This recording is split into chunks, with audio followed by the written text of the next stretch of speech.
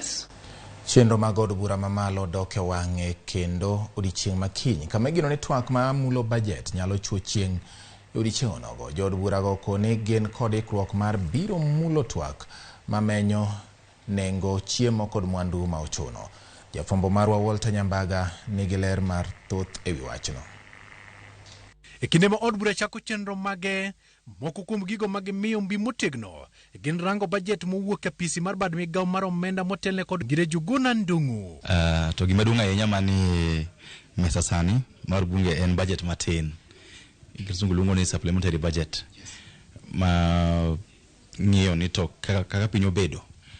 Ang'o mwanya loko e bajet no mondo koro ngima mar jopiny obed maber matin. E higa kosesom bajet to ichake yudo ni nitiere ng'ikni kuonde mopogore opogore machuno ni bajet manotim mokwongo cha nyaka chak thedhe kendo mondo ng'i kako nyalo donjo yo makare. Ja od bura ma Ugenya David Ochieng mar MDG kod ja od bura ma Nyando Jared Okello okonegi sani jo od bura bedo kod romo mag kamiti. Komiti mag bunge romo, komiti mopogore opogore romo kuonde mopogore opogore mondo ging'e to imigepegi bajet matin wachang'o.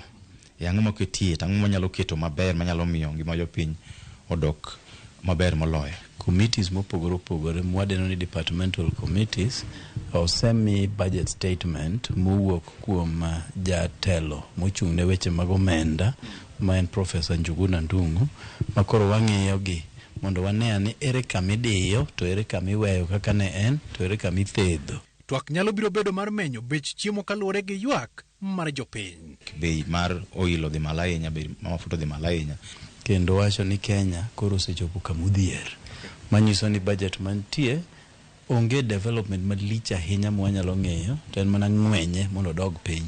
E kweth Kenya Kwanza kod Azimio nyalo bedo gi twak mayie tek tweta ka gidoke od bura kaluwore kod liet mar siasa e kinde ni to kod pok mag dongruok.